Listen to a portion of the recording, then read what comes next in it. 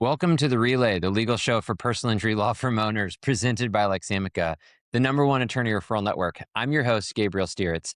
My guest today is someone I didn't meet at a conference. AI thinks I met him at work. Actually, he's my uncle, Josh Sanford. Hey, everybody. Sanford Law Firm, which became the largest wage and hour practice in the country. I was a CFO and co-conspirator in a positive way. Now he's the face behind America's Attorney. Today, he has 110,000 subscribers, but by the time this airs, it'll be a lot more. 111. Let's go. Let's go. He's a partner at EKSM, one of the fastest growing consumer class action firms in the country. He co-founded Eagle Team with the most watched legal voice on YouTube, and he was an early investor and supporter of Lexamica. That's 4 firms and a software company, if you're counting. But here's the part that matters for this conversation. Before all of that, Josh and I sat on the same side of the table and tried to build something that ultimately didn't work.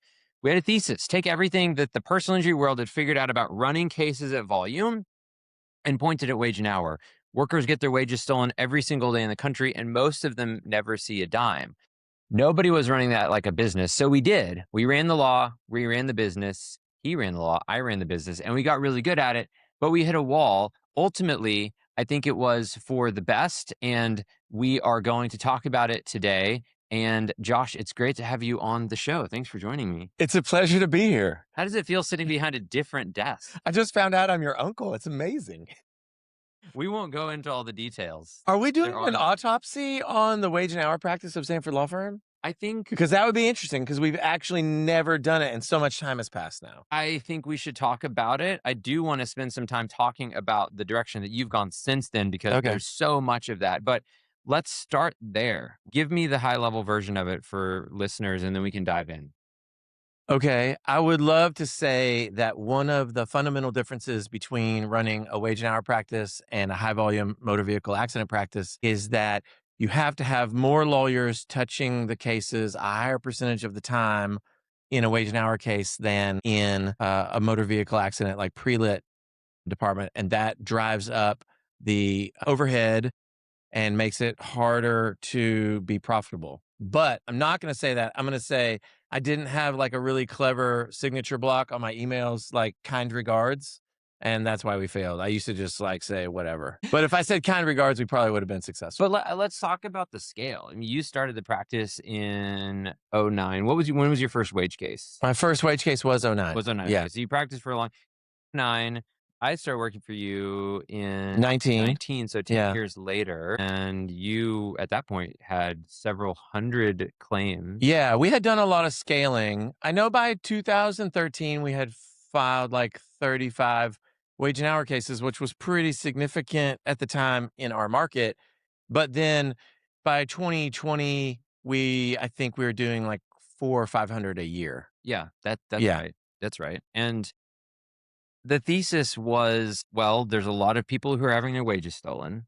Like, that's still true to this day. It's a societal problem that a lot of those claims have value, but total damages, let's say, between $4,000 and $10,000, maybe. Yeah.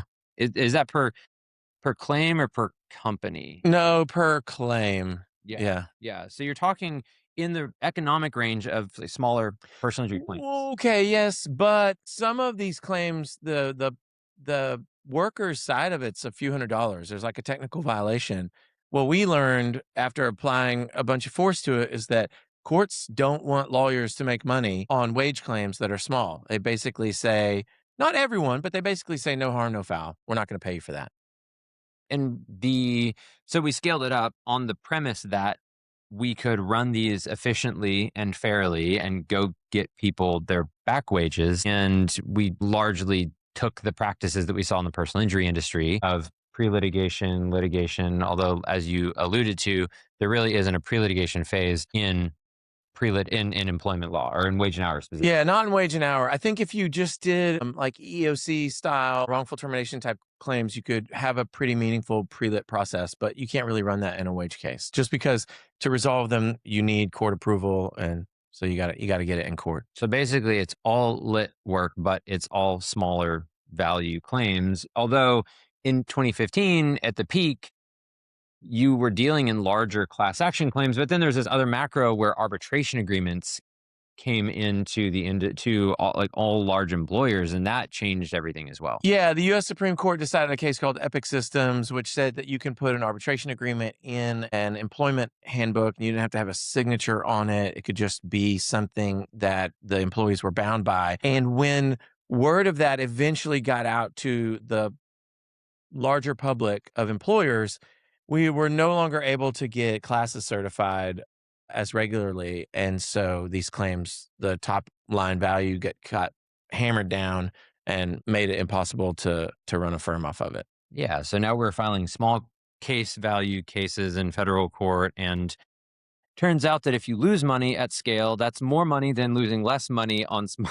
It turns out it is. So there was that macro thing.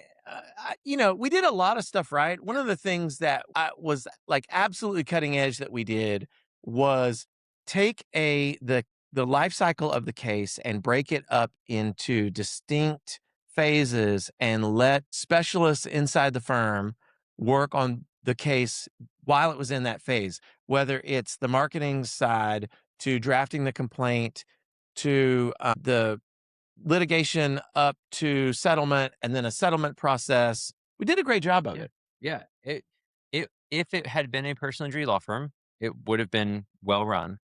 It was well run, but the thesis didn't work, which became a forcing function of, well, this model isn't working. And as we started to see that become apparent, I think there's other really interesting things that are happening at the same time. And this was 2021 through the end of 22 is when we hit the larger headwinds. Yeah. We also had another headwind that's endemic to this type of practice, which is that, like, if we can just keep comparing to motor vehicle accidents, almost everyone who's been in a wreck knows that they've been in a wreck, and they probably know whose fault it was. If you suffered a wage and hour claim, like, you may have no idea. So one of the things that we did was we would try to get around 28 to 31 leads to have one good claim. I mean, I say good with an asterisk because it turns out that some of them weren't that good, but we're like trying to sign 3% of the leads that came in the door. Yeah, That's a different process. that held very steady for a long time.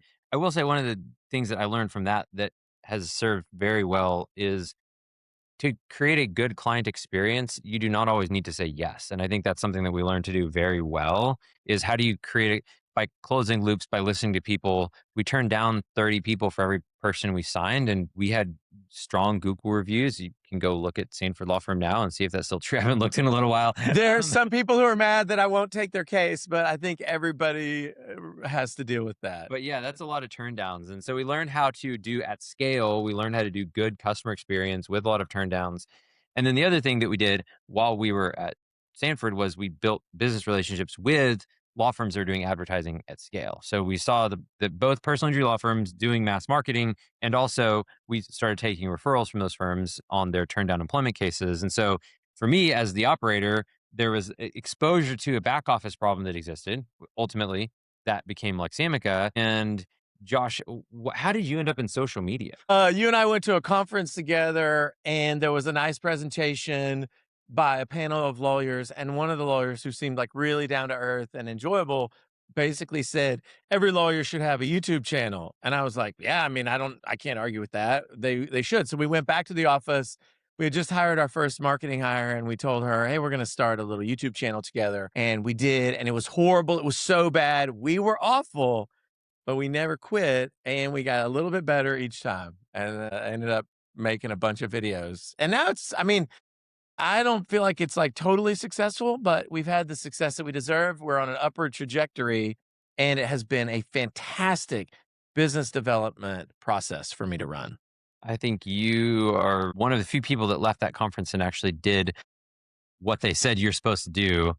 It's very hard. But the other piece that we started seeing, and both of us have approached this in different ways, is we saw the industry unbundling in Yeah. pretty interesting and significant ways, or not even that it started to do that, but that was what was going to happen, is that because for all of legal history, all law, marketing, and operations and litigation have happened inside of the same office. Well, yes, but who was on that panel?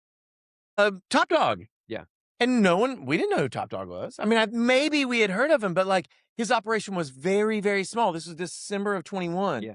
And now like the top dogification of case acquisition is like a thing It now. is a thing, but even today, I don't think that we've even seen the S curve finish moving upward. Yeah. I agree with you Yeah. that that's people are talking about him all the time now. I don't think that people are actually making that bet as often as they are talking about it. But we started to see that. We saw James Helm. We saw some lawyers getting very successful on YouTube.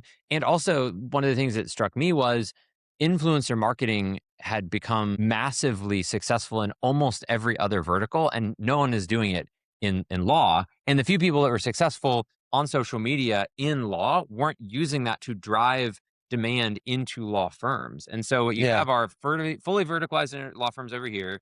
You have successful influence on the influencers over here. Digital marketing is becoming more sophisticated. There's really like a couple people who are even like thinking about this. And then it turns out that we're doing this thing called referrals where you can actually have those two things, the supply and the demand and the operation split out. And but that also was being run on spread. I mean, I have told the story a million times at this point, but the day that I started for Josh, I got a printout of a faxed report from someone's system It's not a saying, printout of a fax. That's what a fax "See, is. I don't even know how faxes work. The fax is a print. I don't even know how Or faxes it work." was in 2019. With a list of referred cases. This is 2019. We have Yeah. Google Sheets at least, an email saying, here are the referred cases that we sent to the firm. Give us status updates. And that was my first indication that something was not working in the back office. And so all of those things together, as we're realizing, hey, this business model that we're in isn't working, we're going to have to go jump into the next thing. That was the next thing. I mean, we didn't have a fully formed idea of it, but we were both starting to work on what does an unbundled law firm look like and how does that work? Yeah. And the world has changed so much. I was talking to an acquaintance last week who said that non-lawyer YouTube creators are getting a $40,000 flat fee payment from Morgan& and Morgan for running an ad read on social media addiction. That wasn't happening 4 years ago. That probably wasn't even happening 2 years ago. No, Yeah. no, not even. So So you want a social media addiction case, or you want some other mass tort case, you are now competing with like the biggest budget firm in America who can pay a fee you're not willing to pay to a creator with reach that you're not able to get to monetize the parasocial relationship that audience has with that creator. It's a different world we're living in. yeah, absolutely. And one of the things that is under the surface of all of this is that this influencer marketing is inherently national, even international. Yeah. Personal injury law firms writ large, there's only one or two that are, or maybe a couple more that are truly national. And so it's really this blind spot where you don't get the payoff for doing any kind of national advertising unless you're like Morgan and Morgan. You somehow have 50 states of coverage. And so that was this thing that we saw really early on. Let's talk about the first way that we started to address it because I love the story. It's become very successful. Let's talk about Eagle Team. I'd Yeah. love Yeah. your Yeah. Yeah. version of it, and I'll fill with mine from the tech side. But you tell how did Yeah, it well, start, let me tell the human side of it. dude? Wow, I'm sitting right here. We went to that conference. We met this lawyer who said that every lawyer should have a YouTube channel. His name is Tommy Kirker, and he's the K in my current firm. I shouldn't say current firm. Wow, that's hard. In my firm, EKSM. So we became law partners and very good friends. He kind of took me under his wing and trained me on how to get YouTube going. Like 9 months after we met, I went to a YouTube conference with him and ran into Legal Eagle, who, if you watch LawTubers, you know who he is. He has about 3.9 million subscribers on YouTube. He now has 4 or 5 lawyer creators who work under him on his platform. They probably post 3 videos a week. They probably are getting more than 1 million views a week on YouTube. He and I met at a time when Lexamica was not ready to pull out of the box yet, but ready to at least test. And so the thought was, let's take your audience, which trusts you and which has legal needs, and let's apply the power of Lexamica to it and see if we can create value both for the consumer, for Devin, the YouTuber and for Lexamica who needs some leads running through it to figure out how to make it work.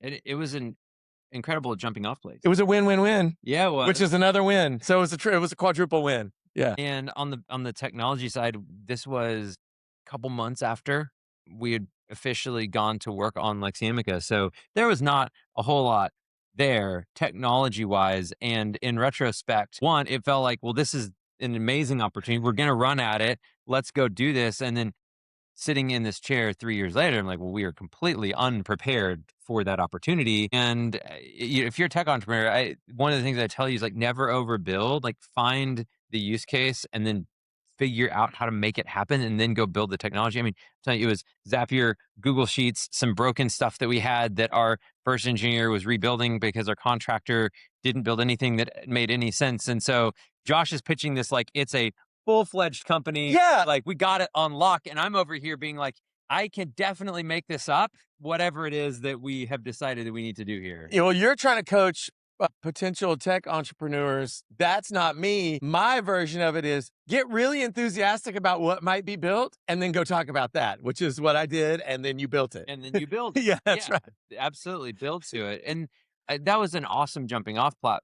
I mean, one, Devin already had over 1 million subscribers at that. He had 2.5 million subscribers. However, he wasn't running a law firm that had a certain expectation for how you would monetize the leads that they had. So everything we brought him was upside. And so there was no pain in Eagle Team for Lexamica having growing pains.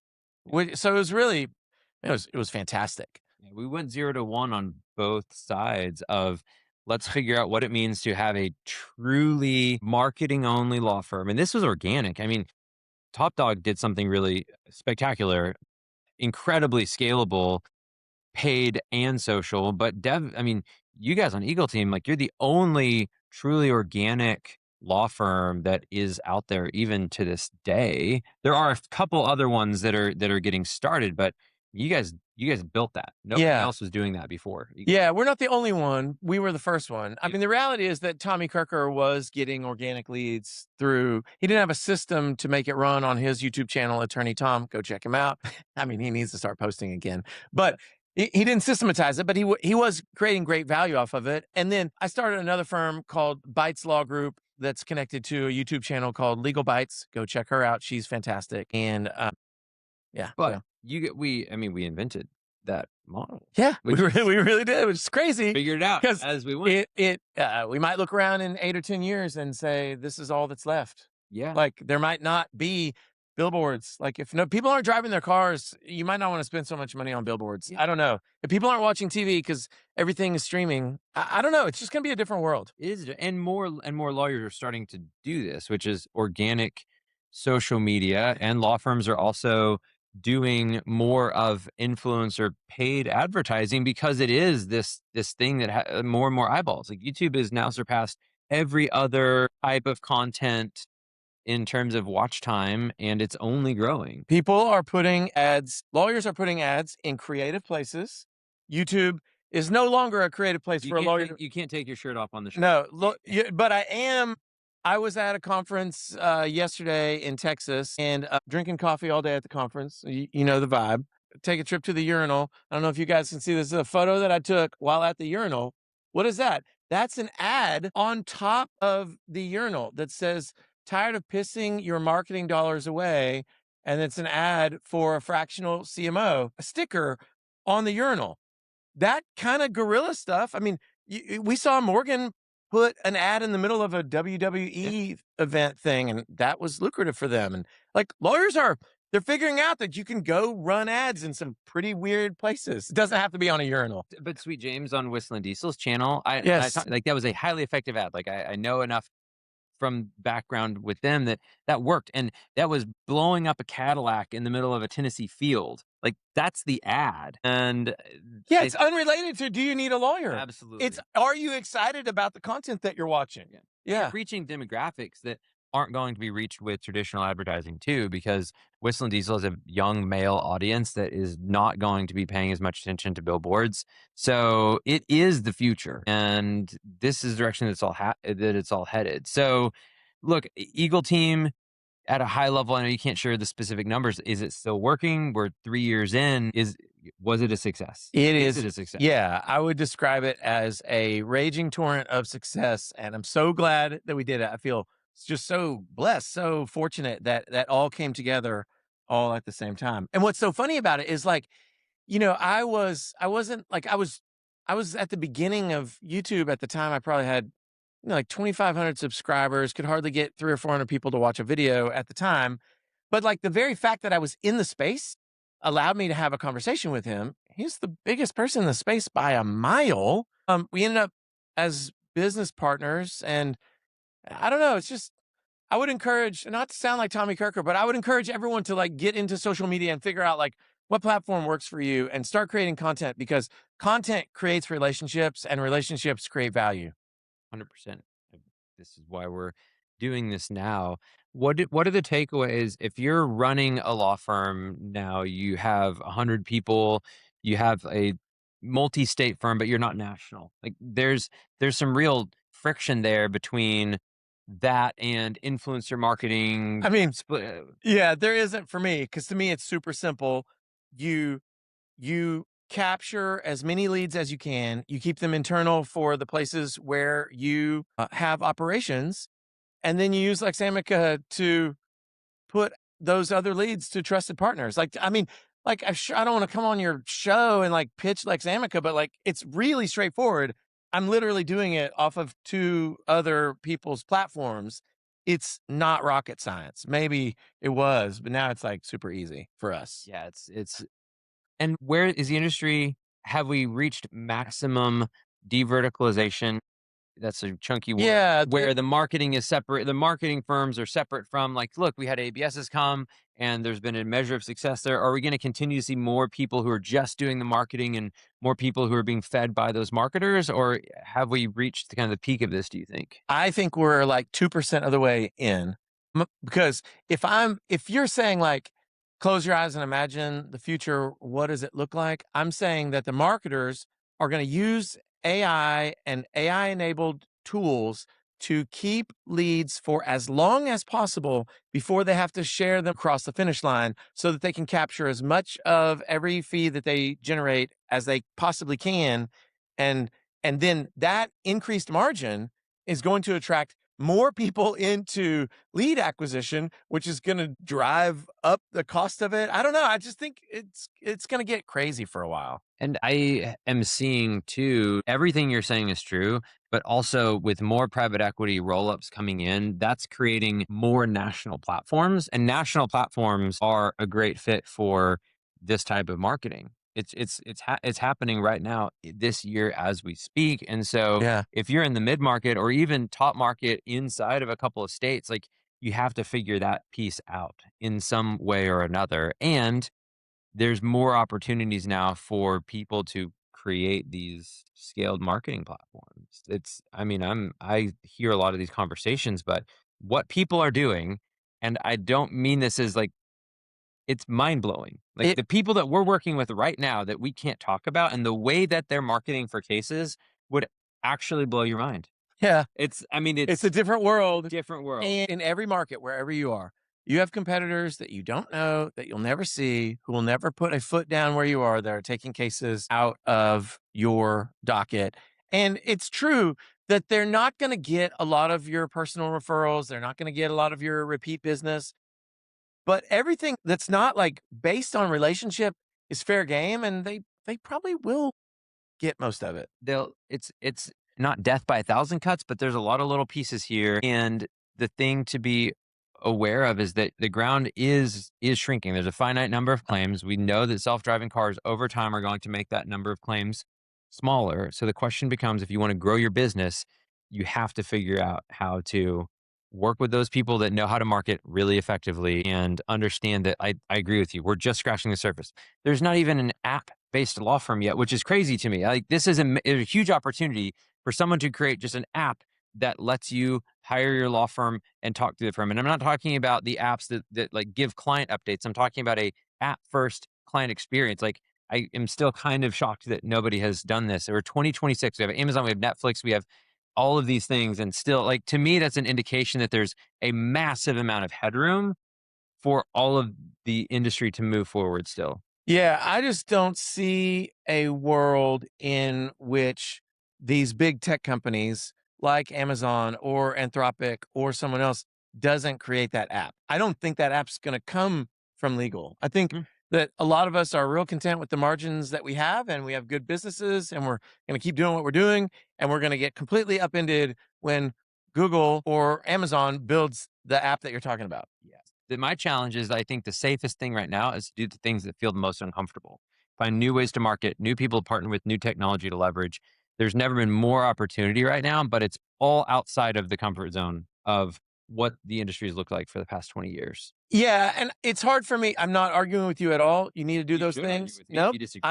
I disagree with you. I would say, and also, it is not too late for you to go build your audience on some social media platform so that you can have a relationship with people that doesn't ever get mediated by a big app or a larger competitor that's not local to you. I 100% agree. The idea that these things are too far and it's too late to do it. It's Oh, not even no, no, we're not even no. close to being. If I can succeed, I mean, can I get it? Can I go over there and get it? Yeah. Okay, Yeah. well, Yeah. I'll be Yeah. right back. All right. This is exciting to me because I've been grinding on YouTube for a while. I haven't opened this box because I have someone who works really hard on the channel with me. I'm going to open this box tomorrow back in the office. But this is my 100,000 subscriber play button that we get to hang up on the wall. And if I can do that, anyone can do it. I mean, That may be true. Also, you've worked really, really hard at it, but you started in YouTube 2 years ago, 3 years ago. Yeah. YouTube was huge then. Josh could have said, "Hey, it's too late. Yeah. It's already the biggest thing. Like it's already." No, like there's so many people that are looking for content. Everything's growing. Josh, it's been awesome having you on the show. It's already over? And there's no one listening at this point. They're gone. They've already gone to start their YouTube channels. That's right. A lot of good takeaways here. I really appreciate being on the show. Look, we'll have you back on. You're gonna have to hit like another milestone, though, like 200,000 subscribers. I'm happy to do that. I'll be back in a month then. There we go. Thanks for being on the show. All right. See ya.